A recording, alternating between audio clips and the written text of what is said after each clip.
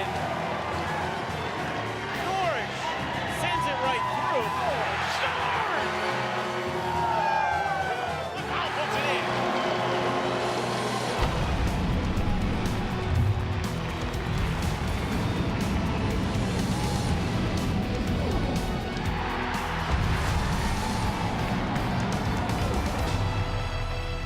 Welcome to the Gene Policini Center on the campus of the Rochester Institute of Technology, where tonight Hockey That Counts returns for the first time since last March. The corner crew and band settling in as RIT and Union are on the ice for warm-ups in anticipation of tonight's 7:05 puck drop. You are looking live at goaltender Christian Short. He only started 2 games last season. Tonight, he'll make his first start since January 21st. Short told us in the offseason he has something to prove. Well, he's got that shot here tonight. You are watching RIT SportsZone Pregame Live, presented by Taylor the Builders. Over the next half hour, we'll be joined live by head coach Wayne Wilson. We'll hear from Union about their slow start to the season.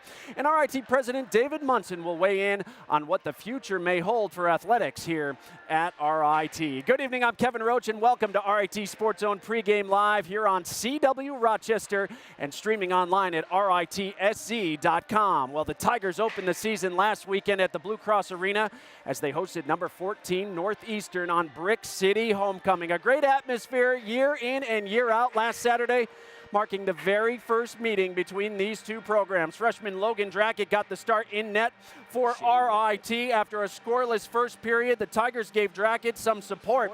Just 50 seconds into the second, Miles Powell, the captain, putting in the rebound for his first of the season. RIT had a 1-0 lead. Later in the period, final seconds of a Northeastern power play opportunity off the face-off. Watch Mark Logan coming up out of the box, coming up with the puck too. Caden Primo stops him, but Eric Brown, the hustle play, gets the rebound to go. RIT's leading scorer from a year ago gave the Tigers a 2-0 lead. Tigers would finally get a power play of their own, and they would capitalize. Brady Norris the shot. Eric Brown gets his second of the night right there. The building was jumping. RIT had a 3-1 lead after 2 periods of play. Third period, here come the Huskies. Garrett Cockrell in the slot, beating Logan Drackett. It was a 1-goal game. Under 3 minutes to play, Northeastern on the power play, moving the puck around. Watch the movement here.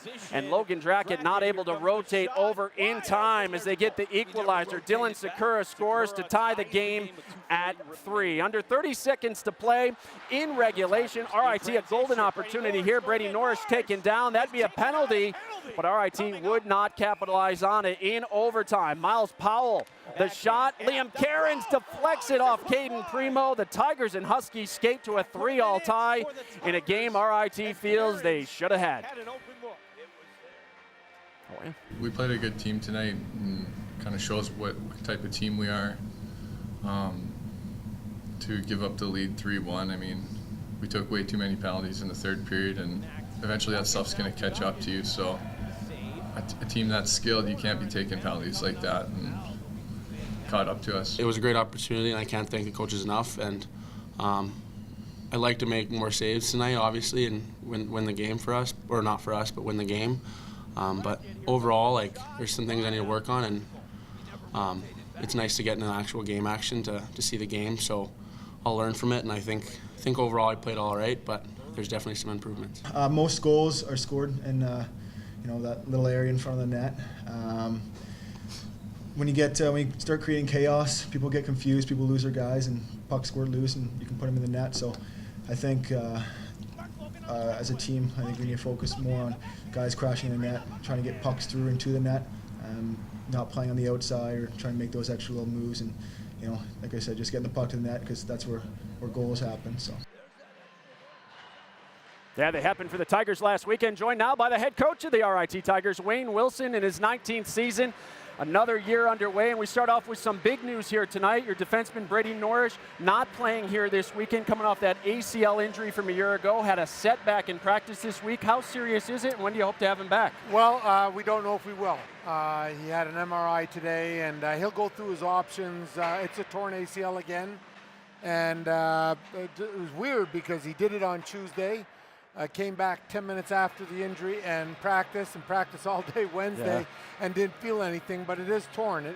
His knee buckled, and But like I said, 10 minutes later it was fine. So we don't know what he's going to weigh some options as he's going to meet with the doctors here probably today, later during the game, Sure. or tomorrow, and see what we can do or what he can do, and we'll go from there. But we'll support him however we can. Certainly a tough break for you guys there. Logan Drackett, a bright spot last weekend in the net. Tonight you start Christian Short. Talk about Drackett's play last weekend and how the rotation with the goaltenders will work this year. Yeah, Logan had a really good game. We know we put him in a tough situation, and part of that was on purpose to see how we would react to that type of environment. Both him, Christian, and Ian have all had very, very good camps. So we're not going to make it a three-headed monster, but it could be a two-headed monster, so to speak. And there's nothing wrong with that. The competition has been very good in net. They're supportive of each other and happy where that position is right now. Logan got the start last weekend, and Christian will get the start here tonight, and we'll go from there. Union comes in tonight, 0-5. Should be an easy night for you, right? I wish it was, but I talked to their coach a little bit earlier today, and that their schedule was very, very grueling. Yeah, going to BU, a lot of road games and so on. But the record is what it is. But they still have enough firepower. They've got a drafted goalie. They've got two, I think, very good lines and a power play that's always been a key for them, I think. Their special teams in general. I think Rick Bennett does a tremendous job at Union, proven by his record. He doesn't need me patting him on the back. So we got our hands full. I think we've got a very focused team. They've got 5 NCAA games under their belt versus our 1. We've got to be ready to get going here tonight. And I think what I'm looking for tonight more than anything else is where are we with our compete level and what strides have we made in some of our systems and special teams.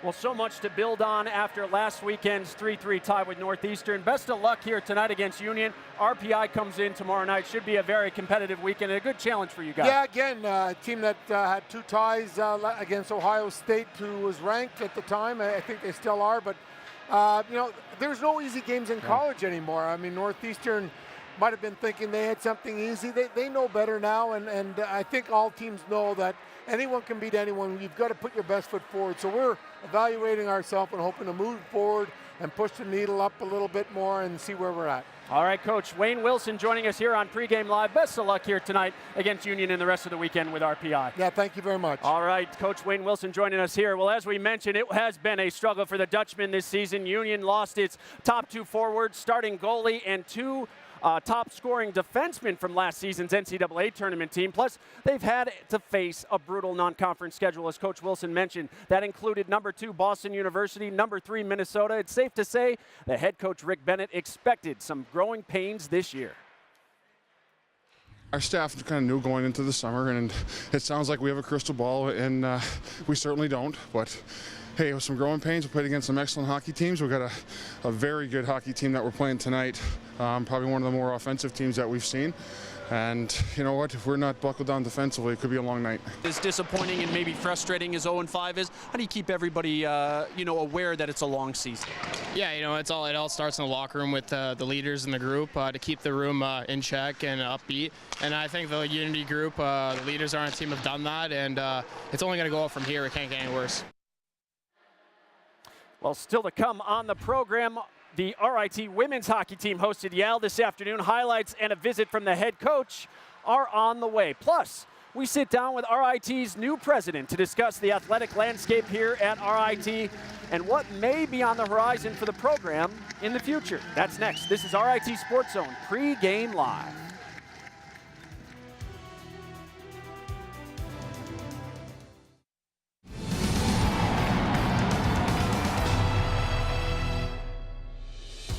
Camerata gets it, avoids the hit. Here comes Camerata, toe drag, but what a play by Gostisbehere again. Sliding across the ice like a windshield wiper. And they got Sullivan, score!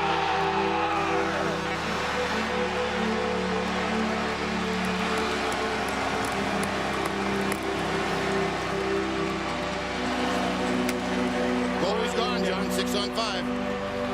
Mike Riley throws it across. Here's Boyd. Boyd! What a play by Bodie. He goes towards the empty net, and of course he gets it! Another senior moment in Philadelphia.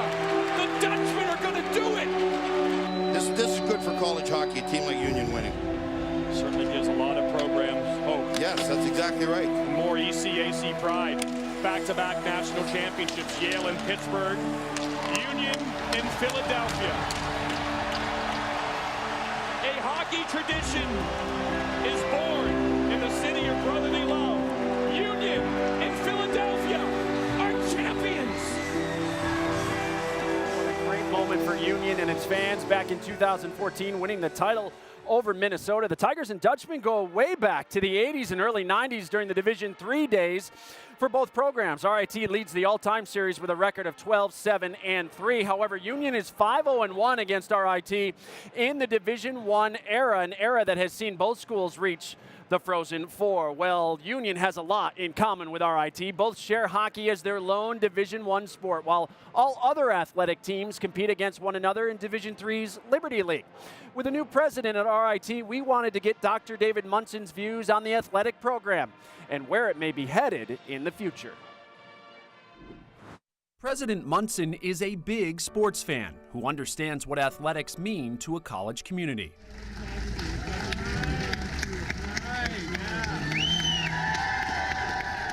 I think athletics are important for a couple of reasons. Number one, we want to attract the best students to our campus, and that includes students who want to be involved in athletics. But also, of course, athletics creates a strong spirit among the student body and alumni, and really adds to the vibrancy of our campus. When you look at RIT athletically, what comes to mind? What do you see at first glance? What I see is serious students who are also good athletes, and I like that. And it certainly has been brought to my attention that the average GPA for our student athletes is higher than the campus average, and that's quite a statistic. The athletic department has enjoyed tremendous growth and success over the past decade, prompting Dr. Munson to ask an interesting question to the campus in August. What about athletics? As you heard earlier, the program is doing really well. But what if we built a program that was perennially ranked among the very top in the nation in Division III, year after year? Would that further enliven our campus? Would it help us attract even better student athletes? We have a lot of those already.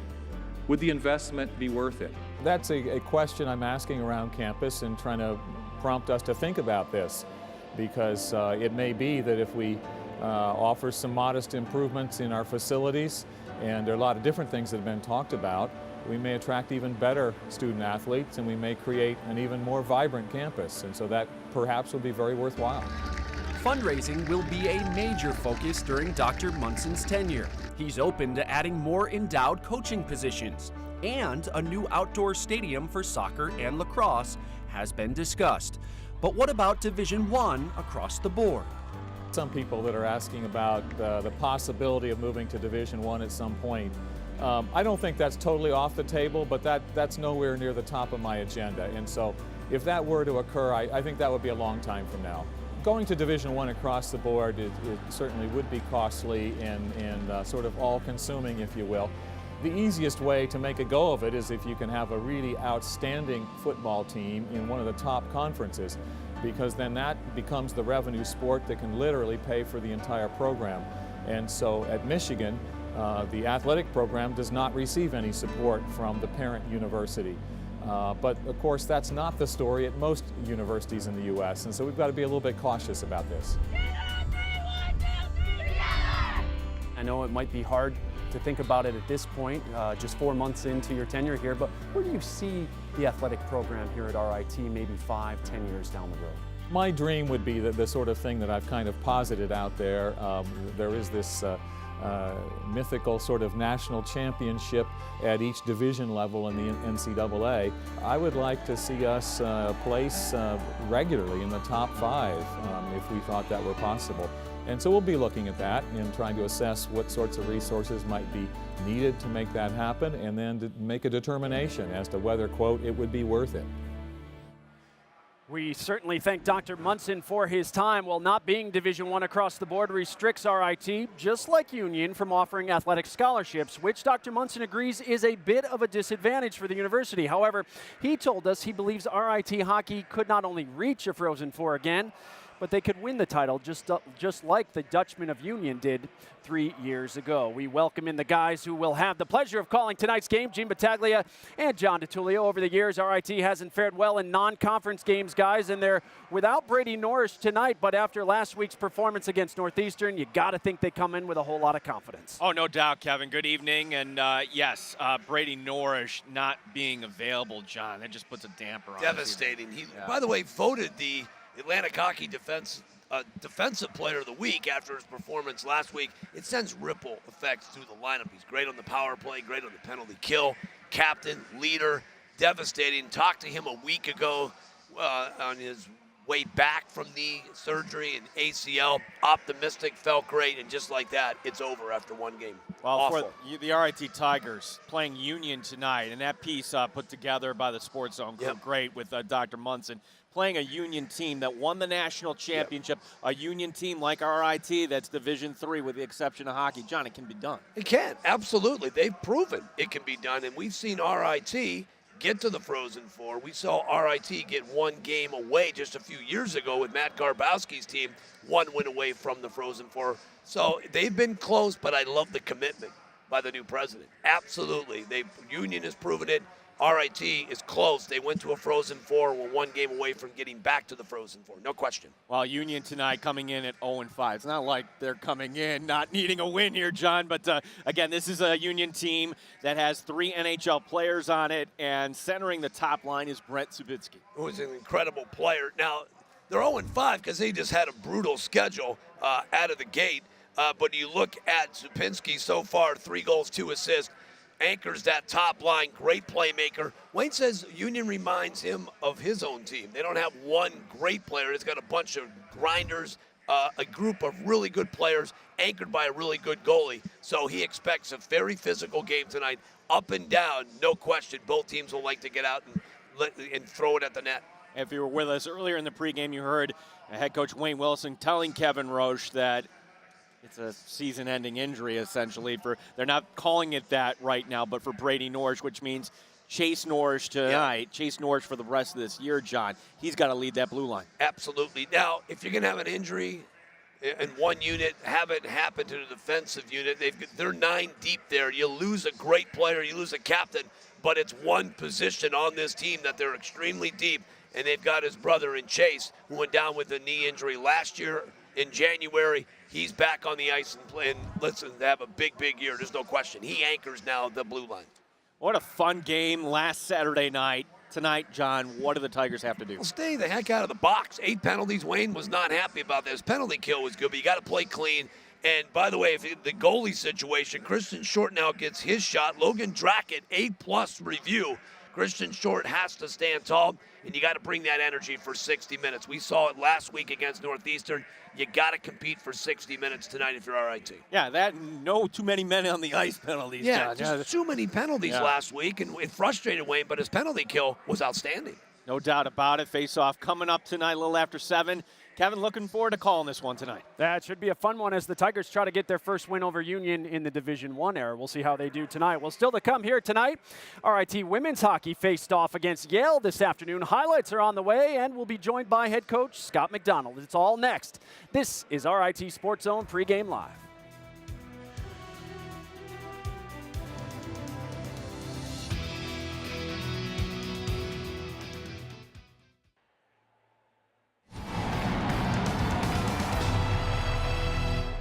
Back here at the Gene Policini Center on the campus of the Rochester Institute of Technology, where the Tigers host Union tonight. RIT tied its opener a week ago, while Union comes in 0-5. Both programs looking for a victory when the puck drops in about 15 minutes from now. Well, after opening the season on the road, the RIT women's hockey team is in the midst of a 6-game homestand this weekend. Just like the men's team, the ladies are entertaining a squad from ECAC. Tigers and Yale facing off here at the Policini Center earlier this afternoon. After a scoreless first period, the Tigers and Bulldogs playing 4-on-4 hockey. Kaylin Johnson, the shot. Candace Sheriff, the rebound. Sheriff's 3rd goal on the year.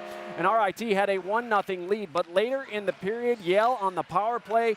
Emily Monahan gets credit for the goal here. They would review it. She would get credit. The goal counted. The game was tied at 1. To the third, just 39 seconds in, Caitlin Gatley beats Jessie O'Leary unassisted. The Bulldogs took a 2-1 lead. Then just over a minute later, Yale would extend that lead. Laura Anderson to Jordan Chancellor. Yale went on to a 3-1 victory here today. The RIT women's hockey team back on the ice here again tomorrow afternoon to wrap up their weekend series with Yale. Face-off is at 1 o'clock, and you can come out and be a part of the action. Purchase your tickets now at RITtickets.com. Joined by the head coach of the RIT women's hockey team, Scott McDonald, now in his 12th season here at RIT.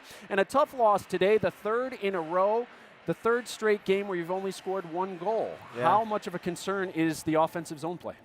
It's concerning, but, a little bit, it's kind of walking that fine line where I think we're getting our chances more than what we were last year, which was nice. And I thought we brought some players in that can put the puck in the net, and just right now they're playing young. And they just got to get game time, get minutes on the ice to find that balance of this level.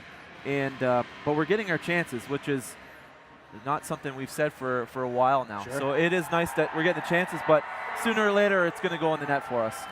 Past couple of seasons have been rough for you. What are some of the positives that you've seen so far from this team? What do you like about this team? So I think we're moving the puck much better than what we have been. I think we're a much faster team right now. Our depth is a little bit better than before. And those are just little things that we recruited. We wanted to focus on that stuff from a recruiting standpoint. We knew we need to get faster. We are faster. And I thought today, for the most part, we carried the play. Yeah. And a couple of bad breaks for us. And, that's hockey. That's how it goes sometimes. So we just got to earn our breaks tomorrow. When you look at the men's team, you were at the Brick City game a week ago. Yeah. What impressed you about that first game against Northeastern last week? You know what? There was a belief right from the puck drop that they could hang with the big boys. Yeah. They weren't intimidated by anybody on the ice or what kind of draft pick they had on the ice. It didn't matter. They were just us against them mentality. And that you see the sea of orange and blue cross. It's awesome. I love that game. I love being at the game. And but just watching the guys compete on the ice, it doesn't matter if you're a scholarship school, non-scholarship school. You want to compete, you can compete with anybody when you're willed to do it. And it was good. It was fun to watch. Yeah, it always is fun down at the Blue Cross Arena at the War Memorial. Great site to be around for homecoming. And, of course, great here at the Policini Center, too. Yeah. The women's team back here tomorrow, and they will be here next weekend as well as conference begins against Lindenwood. Yeah, finally. You get 6 games non-conference just to test some line combinations out, play the lineup a little bit more or get people ready for your conference games. And then next week it's go time. Points are on the line, and we'll be ready. All right, well, best of luck to you. Head coach Scott McDonald of the RIT women's hockey team. They take on Yale here tomorrow afternoon at 1 o'clock. Still to come here tonight, if you didn't make it home for last weekend's game with Northeastern, we'll share some of our top images from the annual Brick City homecoming game at Blue Cross. That's next. This is RIT SportsZone Pregame Live.